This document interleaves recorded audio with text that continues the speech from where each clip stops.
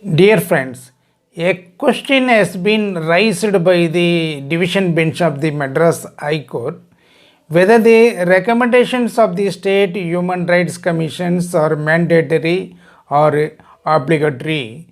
That it was decided by the full bench of the Madras High Court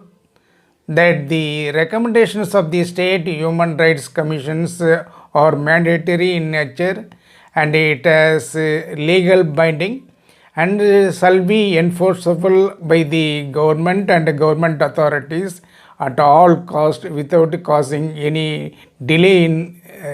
implementing the recommendations of the State Human Rights Commission. It is a welcomable step. Previously, the State Human Rights Commissions of the respective state couldn't be implemented by the state authorities or the state governments on the analogy that whether it is legally binding or not. Now, the full bench of the Madras High Court has decided that it shall be implemented by the state authorities and the state government in all earnest. If at all the state government is having any grievance on the recommendations of the State Human Rights Commission, it may file a judicial review petition in the High Court or in the competent court so as to get grievance. Unless or otherwise, the recommendations of the State Human Rights Commission ought to be implemented in all earnestness. Definitely, as far as the human rights issues are concerned, most of the violations have been taken only because of the government officials, officers and the state authorities, and the compensation to the victims are not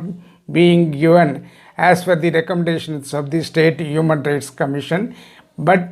the judgment pronounced by the larger bench of the Madras High Court has made it compulsory on the part of the state authorities and the state government to implement the recommendations of the State Human Rights Commission. It's a new development as far as human rights are concerned.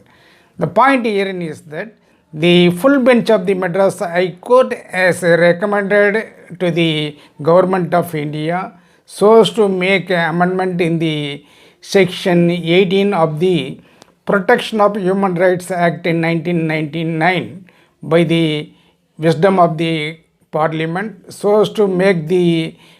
State Human Rights Commission or the National Human Rights Commission to make recommendations, and the recommendations ought to be implemented by the state authorities, state governments and central government with due respect and without any negligence, and it must have the power to implement the same thing unless or otherwise expecting from the executive authorities. So, the larger bench of the Madras High Court, in its considered opinion of more than 400 and odd pages, has categorically said that the Parliament must have its wisdom to so as to make certain corrections in the Protection of the Human Rights Act section 18 so as to give enormous powers to the State Human Rights Commission and the National Human Rights Commissions to deal effectively the recommendations of the respective bodies, unless or otherwise expecting the same from the state authorities or the executive ends. We appeal to the Government of India so as to hear and implement the verdicts of the full bench of the Madras High Court in all earnest and make certain corrections as given by the full bench of the Madras High Court. Thank you so much.